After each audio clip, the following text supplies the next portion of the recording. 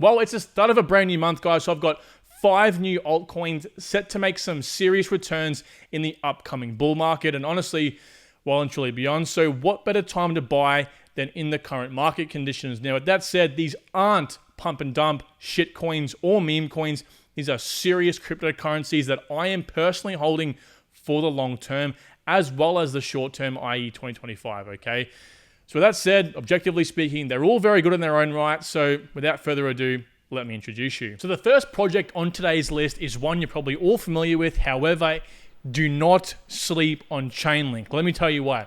Chainlink, for those of you who don't know, is an Oracle service, okay? So by that means it collects data and pretty much submits it as a service for other, networks to use and leverage, okay? So it does this from what are called APIs or application programming interfaces, and they're pretty much just like secure ways that information can pass from point A to point B. And pretty much, Chainlink actually is comprised of hundreds, if not thousands, of smaller Oracle networks that are pulling information from these APIs from different places, okay? So essentially, Chainlink has created a monopoly on the cryptocurrency markets, being the be-all and end-all sort of Oracle service for any application in the crypto markets, okay? So you'll find Chainlink is pretty much like mentioned on most cryptocurrencies, especially decentralized applications, because, they rely on, external data from whether that might be, what the weather currently is today, what election results were. It could even be things like stock market prices, literally anything, okay? Physical world or online, all right? So because of this, and because they take advantage of an online defensibility called embedding, meaning that their service is literally embedded within the operations of other protocols, meaning if you try to pull Chainlink out or, it dissolved overnight, you're going to have some serious issues. And a lot of projects, especially dApps, will fail permanently or be down for very long periods of time. So the implications of Chainlink going down would be horrific, okay? And they have a monopoly, right? There's other API services out there, none like Chainlink, okay? So essentially, where do I believe Chainlink going? Now, don't look at the market cap, guys. The market cap is just no indication of how many multipliers this project can go up, right? So right now we're about $7.40. Previous all-time high was sitting at about $48. Look, Chainlink, in my opinion, can go a 20x from the current price. Now, when I say 20x, and I refer to this in the rest of all of the projects I talk about today, I am talking about a 20x from, yes, the current price, but that is what I am saying you should take your initial investment out if you were to invest today. So if I invested $1,000 today, I'm assuming at a 20x, which is, let's just say it won't be, but more or less about a $74 Chainlink, take it out, let the rest ride. You know what I'm saying? So with that said, I'm not going to go into supply, anything like that, because this video will go for too long, but Chainlink is definitely one to hold for the long term. Let me tell you guys that. And the next project on today's list, guys, is none other than Stellar. Now, I know before some of you go in the comments and say, why are you reviewing large cap projects? Don't worry. Over the next 3 projects, I review small cap, mid cap, and a micro cap project, which you are going to want to listen to, trust me, at the very, very end. But nevertheless, just like Chainlink, don't look at the market cap with this guy. It is seriously undervalued for the potential it has in 2023 and beyond, as I said, as CBDCs come into fruition, okay, and the tokenization of assets ramp up, okay? So for those who don't know, Stellar pretty much facilitates the payment of any tokenized asset, particularly money, okay? So it can literally be any sort of fiat currency, it can be gold, it can be Bitcoin, for God's sake, it can be anything considered money. Now, the way it does this, and it gets a little bit complicated through these things called anchors, right? And anchors are just a kind of a term that pretty much just means, high quality financial institutions or fintech companies that apply to be these so-called anchors to Stellar, which allow on and off ramps into like native currencies, so that essentially when people create these, tokenized assets, we can straight away see that they are one-to-one backed with actual, fiat or whatever it may be, gold, silver, Bitcoin. Okay, none of this sort of centralized exchanges are just like minting Bitcoins out of nowhere, and they just say, yeah, we have like a one-to-one ratio backed with, whatever that asset may be. No. This is We can see it because these so-called anchors are actual high-quality, real financial institutions or fintech companies, okay?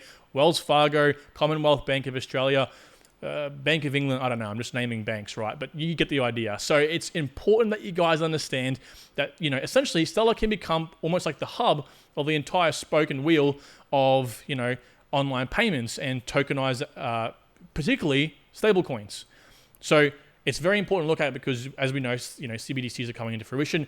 Anyway, nevertheless, you guys want to know what I think of the price, okay? So right now it's about 8.8 cents, which is grossly undervalued. Look, if we have a look at Stellar, we're sitting quite a bit down from even the last. It wasn't even the all-time high. It's the last all-time high at about 61 cents, okay? So you guys get the idea. It's more or less about a 10x down from there.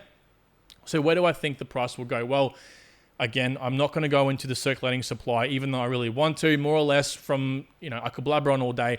I am estimating about a 10% year-on-year inflation over the next couple of years. Stellar, the team, pretty much hold the rest of the tokens, and they're kind of mentioning that these tokens, while there's not like any sort of official vesting schedule, that they will kind of be in circulation over the next few years. And from what the previous 2 years have indicated, we can assume 10% year-on-year over the next few years. Okay, so now, with that said, I believe Stellar can pretty much go more or less about a 10x from the current price. Again, that's a minimum. That's when you should take out your investment if you invested now and let the rest ride. I'm not saying I'm predicting. I'm going to say I'm a crypto god and 66x from here is the top of them. No. If anyone's telling you they can accurately predict the price of any token, coming in exactly, they're kidding you. So we want to work off lowest case so you guys can get guaranteed returns. That's the whole point of this, is to be safe.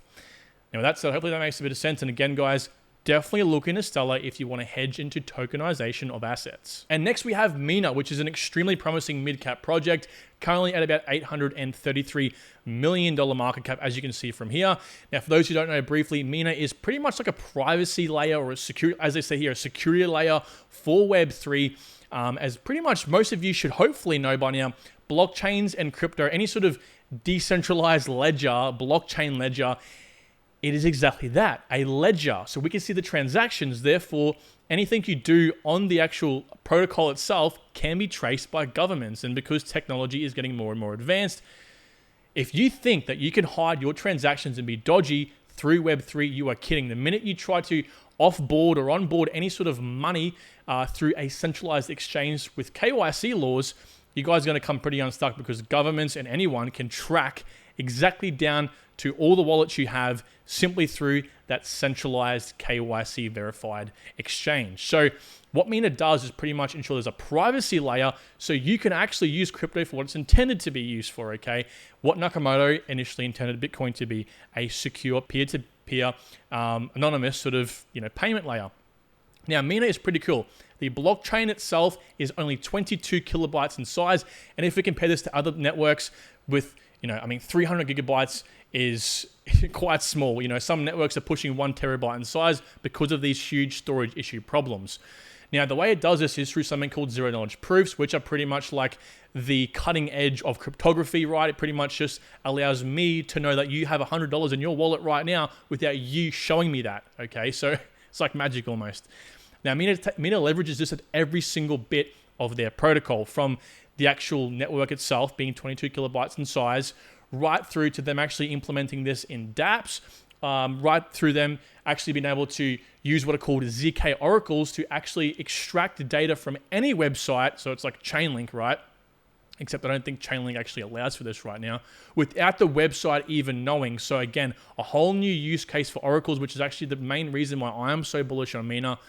And they're actually using ZK rollups as well to make the protocol faster, because of the problems with the zero knowledge proofs and its new tech. The blockchain right now is quite slow.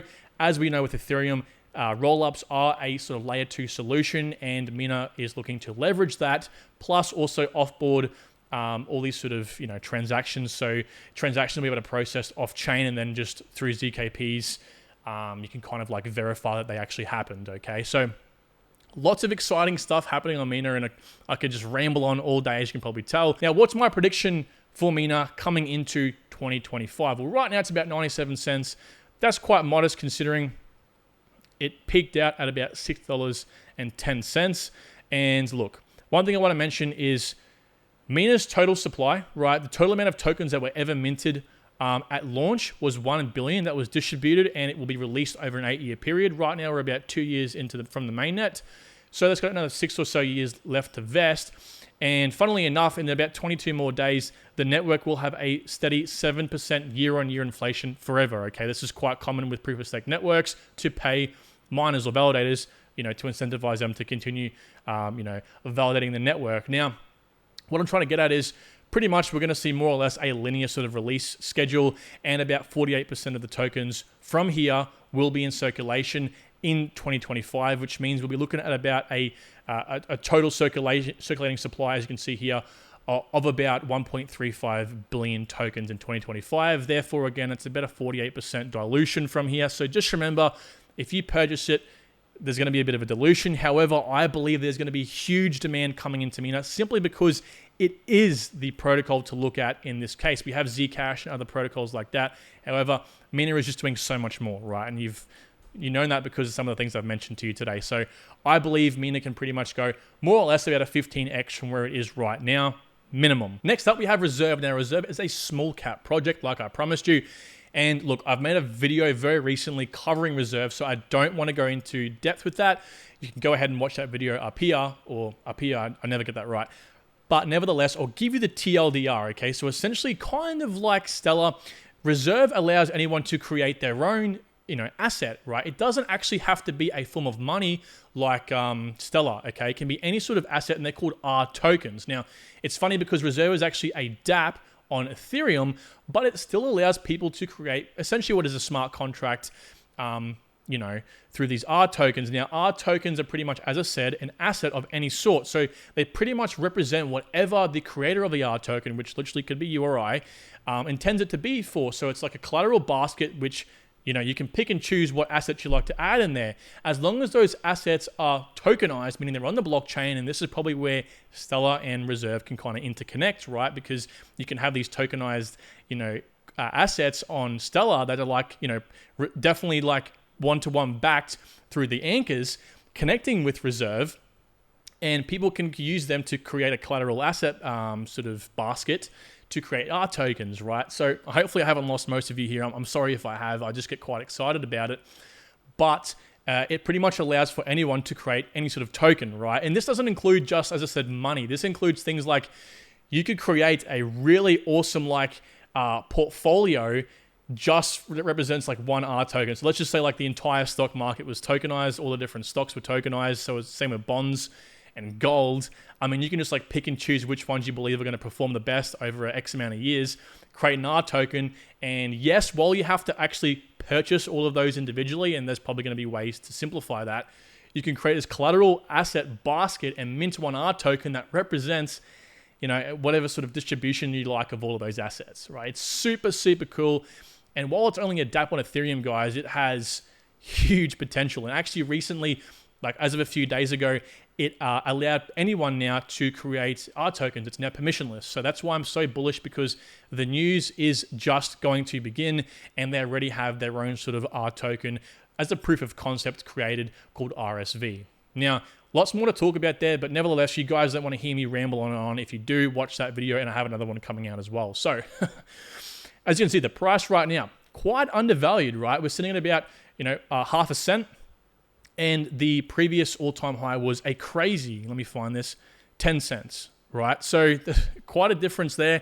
However, I want to say there was a lot less tokens in circulation back then, which is why there was a bit more of a crunch, okay? So right now we have about 45 billion tokens in circulation. The team holds pretty much the remaining amount, about 54%, which is crazy.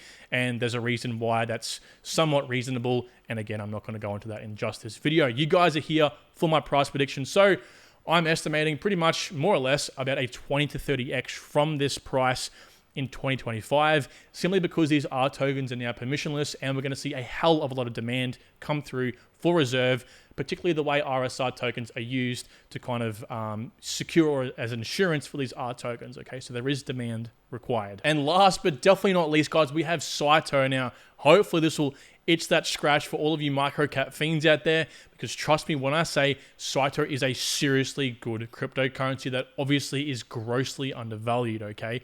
So I'm not going to go in depth with Saito actually, because I'm literally coming out with a TLDR review in a couple days and then a further review in about a week or two. So I'm not going to give you guys an in-depth breakdown on Saito, just to obviously for brevity's sake. But in saying that, guys, it's a layer 1 network, right? It's similar to proof of work, but not quite. And it fixes the incentivization issues. I don't know why I said that so weird. Incentivization issues that networks have at the protocol layer, right? These issues with paying nodes for their work. You know, you see in Bitcoin, for example, if you're not a miner on the network trying to fight for the next block and hopefully getting a reward for that, you're a validating node, right? You're just a node in the network, you know, processing transactions as they come through and saying yes or no, whatever it may be, right? You don't get paid for that. You do it out of the kindness of your own heart. Well, Saito says hell no. And Saito says, if you are providing value to the network in any capacity, you will be rewarded for your work. And particularly, these guys run off Web3 apps, right? Saito has a whole bunch of apps running on it. And if you're providing value to an app that is, obviously working the best, I guess you could say, or has the most sort of demand, you're going to get paid more, right? More work, more money. That's just how it works, okay? So there's a lot that goes into it. There is some amazing applications currently building on Saito. You have chess, you have other Web3 games, you have like their own sort of FaceTime application that they're currently still working on, but it is coming along quite nicely. And all these arcade games, right? But most importantly, you have like this sort of like social media application as well, like built into Saito, that allows you to just like talk to the community, right? And it's like everyone's freaking out with other protocols because they can't do it. But Saito solves a lot of the issues that other projects trying to face after they've created their protocol already, right? They're trying to solve these issues within the protocol layer itself. And they have these incentivization issues, okay? And also scalability issues because, and I don't want to get into it too much, right? But essentially the blockchain kind of like the initial blocks like fall off after a certain amount of time. So while you see protocols like Ethereum implementing like a rent feature for their smart contracts to say, hey, like, you know, the network's using up all these unnecessary kind of like computational resources trying to run these dApps that aren't even existing anymore, and providing a rent feature. So, you know, unless you're paying rent, your dApp's pretty much kaput, thanks to obviously the beauty of Turing complete applications. Well, Saito says, no, we're going to fix that right from the get-go at the protocol layer, inbuilt in the network. So there's a lot to go on here, guys, but I am extremely bullish on Saito. And look, this project, in my opinion, is a 100x potential moonshot. I don't say that very often, if at all, because it's $16 million market cap, guys. I mean, forget about what the price was before. I mean, right, it was about a 10x from where it is now. This project can easily go 100x. You imagine that, right? Now, again, I agree. There is the circulating supply does appear quite discerning, but I'm going to leave you on a bit of a cliffhanger. I go over that in my video. Again, I'm going to say a minimum of a 50x next bull market. That is, and it's contingent on the fact that Saito begins to develop a better marketing strategy. It all depends on marketing, guys, but if they hit that nail on the head, they already got stuff working, so the sky's the limit. Now look, with that being said, I hope you have enjoyed today's video. I'm sorry if it was quite short, or possibly for some of you guys too long.